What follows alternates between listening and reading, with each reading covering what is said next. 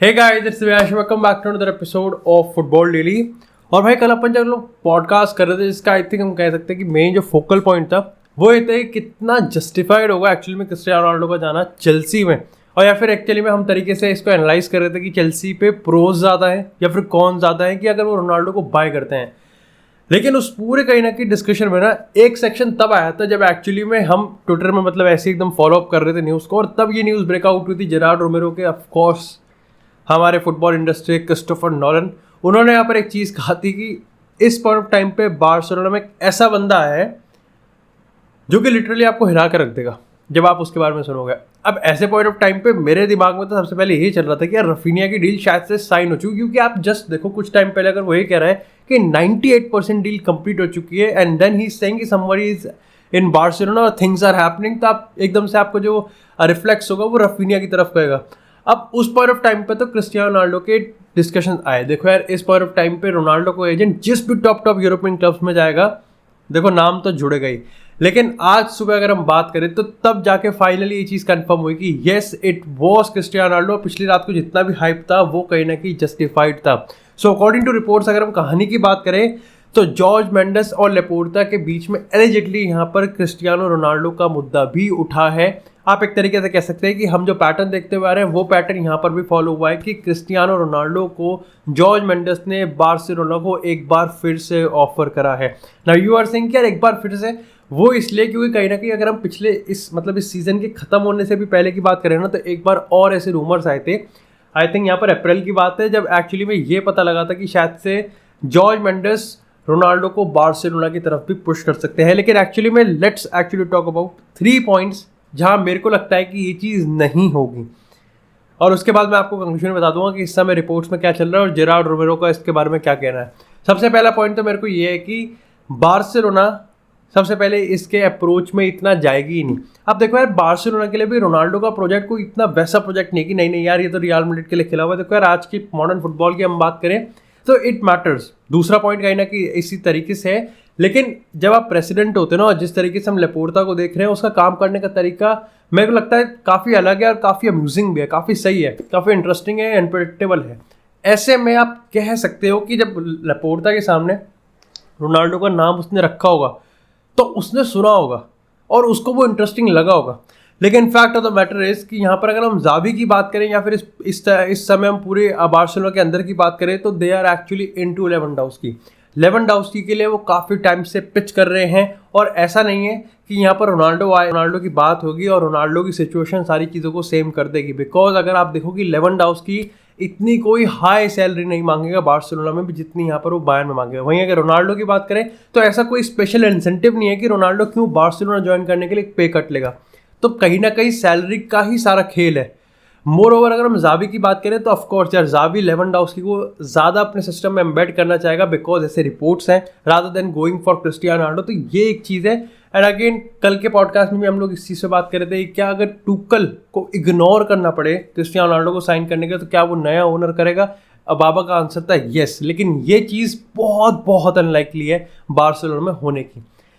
दूसरा पॉइंट आता है, और ये सही में बहुत ज़्यादा इंपॉर्टेंट पॉइंट है और इंटरेस्टिंग भी है यार। दूसरा पॉइंट आता है कि खुद क्रिस्टियानो रोनाल्डो भी ये करने के लिए एक्साइटेड नहीं हुआ। अब जैसा मैंने आई थिंक शुरुआत में कहा पिछले पॉइंट की, वही मैं यहाँ पर भी कह सकता हूँ कि रोनाल्डो के लिए भी इस समय ऐसा नहीं है कि यार बार्सिलोना का नाम आते हो गएगा कि नहीं I am real Madrid legend, तो नहीं छटा उठाओ। सी इस पॉइंट ऑफ टाइम पे ही ऑल्सो थिंक कि यार बहुत इंटरेस्टिंग प्रोजेक्ट है, बहुत ही एक्साइटिंग है, and Barcelona is going to be definitely ruling the football world once again, जैसे वो करते थे थैंक्स टू जोसेफ बार्टोमो कि उनकी वजह से बार्सिलोना आज यहाँ पर है। लेकिन मेरे को जहाँ तक लगता है, और ये मेरा पर्सनल ओपिनियन है, वो रियल मैड्रिड के अगेंस्ट ऐसा नहीं करेगा। ही माइट थिंक कि एक्साइटेड है, लेकिन अगेन वो खुद ही इस चीज़ को मना कर देगा।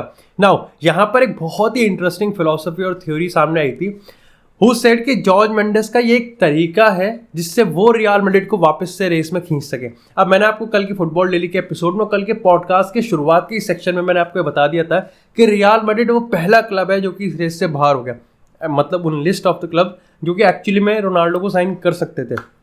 अब ऐसे में यहाँ पर जॉर्ज मेंडेस का आप कह सकते हो कि एक तरीका हो सकता है, जैसे यहाँ पर पिछले सीजन उसने मैनचेस्टर यूनाइटेड को इग्नाइट करा था, यहाँ पर वो रियल मैड्रिड को भी इग्नाइट कर सकता है, जस्ट इन केस उनको डराने के लिए कि देखो भैया हम बार्सिलोना के साथ भी नेगोशिएट कर रहे हैं इफ़ यू वांट। देखो ऐसे में तुमको पता है जो फैन बेस होता है ना, वो ट्रिगर जरूर होता है, वो होता ही है ट्रिगर, तुम मानो या ना मानो, लेकिन वो ट्रिगर होगा और इसका प्रेशर पड़ सकता है। लेकिन क्या फ्लोरेंटिनो पेरेज ग्लेजर जैसा चूतिया है? इसका आंसर है नहीं भाई। पेरेज लिटरली कोल्ड ब्लडेड है भाई, उसको फर्क ही नहीं पड़ेगा। अब आई एम नॉट सेइंग कि यार बिल्कुल भी कोई डिमांड नहीं करेगा रियल मैड्रिड में, ऐसा नहीं यार। रियल मैड्रिड का जो फैन बेस है वो डिवाइडेड है, काफ़ी सारे लोग चाहते हैं, मेजोरिटी में आप भी हुआ, दे वांट कि रोनाल्डो आ जाए। इमोशनल उन्होंने भी मेरी तरह नहीं सोचा ज़्यादा, लेकिन अगर कुछ की बात करें तो दे थिंक कि नहीं रोनाल्डो को नहीं आना चाहिए, रोनाल्डो का जो चैप्टर है वो रियल मैड्रिड में खत्म हो जाना चाहिए। बट मेरे को बस यहाँ पर ये कहना है कि अगर ऐसी टैक्टिक है भी जॉर्ज मेंडेस की तो वो काम नहीं आएगी। एंड बस यार ये एक थ्योरी थी जो कि मेरे को लगा कि डेफिनेटली काफ़ी ज़्यादा इंटरेस्टिंग है तुमसे बात करना। वैसे इसमें सरप्राइजिंग भी नहीं रहेगा अगर कल को सामने कोई रिपोर्ट भी ऐसी आ जाए। लेकिन इसी के साथ बात करते हैं थर्ड पॉइंट की, विच एब्सोल्युटली मेक सेंस कि ये सब क्यों ही होगा। अब देखो यार तुम खुद सोचो, Jorge Mendes going to Barcelona, वो क्रिस्टियानो रोनाल्डो को डिस्कस करेंगे, है ना, उनको Ronaldo is Real Madrid agent, तो वो बार्सिलोना कैसे ज्वाइन करेगा। लेपोर्टा ऑलरेडी लेवेंडोव्स्की को कह चुका है, तो वो रोनाल्डो ज़ावी लेवेंडोव्स्की को प्रेफर करता है, तो रोनाल्डो वो कैसे अब एम्बेड सिस्टम में एम्बेड करेगा, क्या यहाँ पर एक साइकोलॉजिकल प्रेशर, ये सब इतनी बकर चौध वो क्यों करेंगे व्हेन रोनाल्डो के पास आने वाले टाइम में मोस्ट प्रोबेबली एंड पॉसिबली यहाँ पर चेल्सी का ऑफर आ ही जाएगा। और अगर चेल्सी का ऑफर नहीं आया, एक ओवरसीज का आया, तो बायर्न कह सकते हैं, मे बी पीएसजी कह सकते हैं, या फिर हम नापोली भी कह सकते हैं, हु नोज। लेकिन उसके पास ऑफर एक तो पक्का आ जाएगा, और यहाँ पर सबको पता है कि वो चेल्सी है मोस्ट पॉसिबली जो कि वो ऑफर दे देगी। तो वो इतनी बकरचोद क्यों करेगा कि वो सारी क्लब्स में छोड़ छाड़ के वो बार्सिलोना को ढूंढ के लाएगा कि ठीक है मैं खुद को भी प्रॉब्लम में डालूंगा और मैं मीडिया के अटेंशन में बार्सिलोना को भी डाल दूंगा। तो यहाँ पर मेरे को लगता है कि ये चीज़ एक्चुअली में पॉसिबल होगी नहीं, क्योंकि बिकॉज इसका जो एफर्ट्स होगा ना मारने के लिए, इसको जस्टिफाई करने के लिए, इसको वर्क करने के लिए जितना भी एफर्ट्स मारना पड़ेगा वो वर्थ इट ही नहीं होगा। और चेल्सी ऑलरेडी यहाँ पर खड़ी है, तो फिर दिक्कत क्या है। और जैसे मेरे को लगता है कि यार सैलरी सबसे बड़ा रीज़न होगा कि यहाँ पर ये चीज़ नहीं होगी। लेकिन इसी के साथ यार सबसे पहले बात करते हैं अब थोड़ी सी एरिक्सन की। यार एजेंडा तो यूनाइटेड के अगेंस्ट भी है, देखो ये मानो ना मानो, लेकिन ब्रिटिश मीडिया की अगर हम बात करें या फिर अगर हम इस समय जनरली फुटबॉल वर्ल्ड की हम बात करें ना, तो मैनचेस्टर यूनाइटेड के अगेंस्ट एक काफ़ी बड़ा एजेंडा चलता है। एक एरिक्सन, अभी कुछ टाइम पहले तक एरिक्सन के पास 3 ऑफर थे, ब्रेंटफोर्ड था, स्पर्स था और मैनचेस्टर यूनाइटेड का था। तब एरिक्सन सबका दुलारा था, तब Eriksen was like heart of creating, assist के मामले में किंग, प्यारा player, smooth player. The moment he is going to sign for the Manchester United, he is an average player है, काम नहीं करेगा, फ्लॉप हो जाएगा। ये एजेंडा काफ़ी ज़्यादा मतलब मेरे को लगता है काफ़ी ज़्यादा बेकार है, काफ़ी ज़्यादा यूजलेस है। पर नॉनदलेस कहीं ना कहीं डेफिनेटली हम कंस्ट्रक्टिव डिस्कशन करते हैं हर एपिसोड में, तो इस पर भी करेंगे। सबसे पहले प्रोस की बात कर लेते हैं, क्यों मेरे को ये डील बहुत अच्छी लगी। देखो पहली चीज़ तो ये है कि ब्रूनो को कंपटीशन देना पड़ेगा। सी अटमोस्ट रिस्पेक्ट फॉर ब्रूनो, जो वो करता है ना, देखो वो इतनी रिस्पॉन्सिबिलिटी उठाता है जितनी उसको दी भी नहीं है किसी ने, but still he is going to lead. वो मेंटालिटी है ही नहीं उस स्क्वाड में, उस ड्रेसिंग रूम में वो है नहीं। रोनाल्डो, ब्रूनो, डेविड, इनको छोड़ के मैं कोई चौथा बंदा नहीं निकाल पाऊंगा मैं जो ऐसी मेंटालिटी रखता हो। He is doing it, but आपको इमोशनली लीडरशिप के अलावा भी आपको टैक्टिकली भी उतना वेल इक्विप्ड होना चाहिए। और यहाँ पर कहीं ना कहीं मेरे को लगता है कि Eriksen can play a huge role. Ten Hag की लिस्ट में एरिक्सन बहुत ऊपर था, और काफ़ी लोग कहते हैं कि क्या एरिक्सन की साइनिंग से फ्रैंकी डियोंग को हम भूल सकते हैं या फिर फ्रैंकी डियोंग को थोड़ा सा बैकफुट है, ऐसा कुछ भी नहीं है। एरिक्सन का जो मेन को एग्जिस्टेंट राइवल है ना, कि जिसके साथ वो स्क्वाड में को एग्जिस्ट कर ही नहीं सकता, वो ब्रूनो ही है।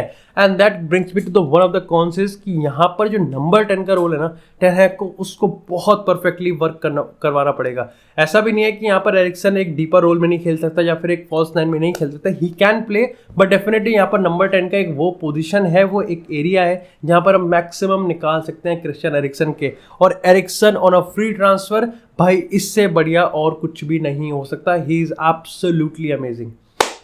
लेकिन इसी के साथ यार बात करते हैं अब थोड़ी सी मैनचेस्टर यूनाइटेड के ट्रांसफर अपडेट्स की। अब यहाँ पर एक अलग सा नाम आया है, डी मार्जियो ने यहाँ पर एक डिबाला के रिगार्डिंग ये अपडेट दिए कि डिबाला इस पॉइंट ऑफ टाइम पे, जहाँ पर हमको लाइक इंटरनेशनल का दिख रहा था, लेकिन फिर उसमें लुकाकू ने जंप मार दी। यहाँ पर डी मार्जियो ने इस चीज़ को कहा है कि डिबाला यहाँ पर अब स्पेन के और इंग्लिश प्रपोजल्स को यहाँ पर इवैल्यूएट कर रहा है। अब देखो यार, जहाँ तक मैं इस चीज़ को देख पा रहा हूँ, समझ पा रहा हूँ, बार्सिलोना का आई थिंक मेरे को लगता नहीं they will go for Dybala.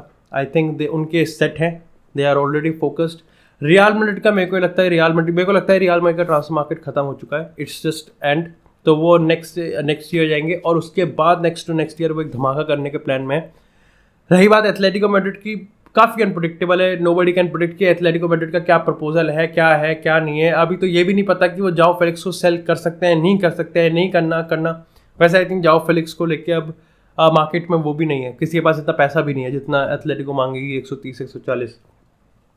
तो यहाँ पर डिबाला को अगर हम प्रीमियर लीग में देखें, अब यहाँ पर कहीं ना कहीं आप कह सकते हो डी मार्जो ने एक स्पेसिफिक नाम मेंशन करा है और वो है मैनचेस्टर यूनाइटेड का। ही सेड अगर यहाँ पर रोनाल्डो मैनचेस्टर को छोड़ता है तो कहीं ना कहीं आप डिबाला के लिए मान के चल सकते हो कि मैनचेस्टर यूनाइटेड एक काफ़ी अच्छा मूव करेंगे। और ये चीज़ हम मान सकते हैं कि Dybala to Manchester United can make sense in every possible way सिवाय एक के, हिज इंजरी रिकॉर्ड। भाई उसकी कंसिस्टेंसी देखो यार, एक जब बंदा थोड़ा सा इंजरी प्रोन होता है ना और वो प्रीमियर लीग में आता है तो आपकी एक्स्ट्रा फटने लग जाती है, और डिबाला के साथ भी यहाँ पर यही होगा। This is the only reason वहाँ जहाँ मेरे को लगता है कि यूनाइटेड को इतना डिस्परेट नहीं होना चाहिए कि डिबाला अवेलेबल है, डिबाला को साइन कर सकता है। आई थिंक दे कैन स्टॉप वो उस अपने हिसाब से। देखो यार, जब एक प्लेयर फ्री एजेंट होता है या फिर होने वाला होता है और उसकी टेबल पे कोई ऑफर नहीं होता ना, तो जो क्लब एक्चुअली में ऑफर रखने वाला होता है ना, तो वो कंफर्टेबल पोजीशन में आ सकता है। बिकॉज नाउ ही न्यू कि जैसे जैसे दिन आगे बढ़ेंगे ना और जैसे जैसे किसी भी क्लब का ऑफर टेबल पे आएगा नहीं, प्लेयर हड़बड़ाएगा। This is what is actually happening with Dembele. Ousmane Dembele के पास ऑफर कोई नहीं है और जैसे जैसे दिन जा रहा है बार्सिलोना चिल है। अब वैसे भी यार वो फ्री एजेंट तो बन चुका, तो साइनिंग तो कभी भी हो सकती है, तो वो चिल है। उनको पता है कि जैसे जैसे दिन आगे जाएगा इसकी गांड और फटेगी और हमारे पास बोलने के लिए जो नेगोशिएशन पावर है उसमें हमारा पल्ला भी भारी हो जाएगा। This same can happen with Dybala. बाकी डिबाला की रिगार्डिंग आई थिंक आर्सेनल भी जा सकती है, आर्सेनल ग्नाब्री के लिए भी जा सकती है, और स्पर्स मेरे को लगता है कि आउट ऑफ द इक्वेशन। यहाँ पर रिचार्लिसन की बात तो हो ही गई। बाकी that's it for this episode guys. I hope आपको एपिसोड पसंद आया। एपिसोड को लाइक करें, चैनल को सब्सक्राइब करें। आपको इस तरह फुटबॉल से एक्सक्लूसिव कंटेंट चैनल पे मिलता रहेगा। तब तक के लिए stay tune, stay safe, and I will see you guys in the next episode.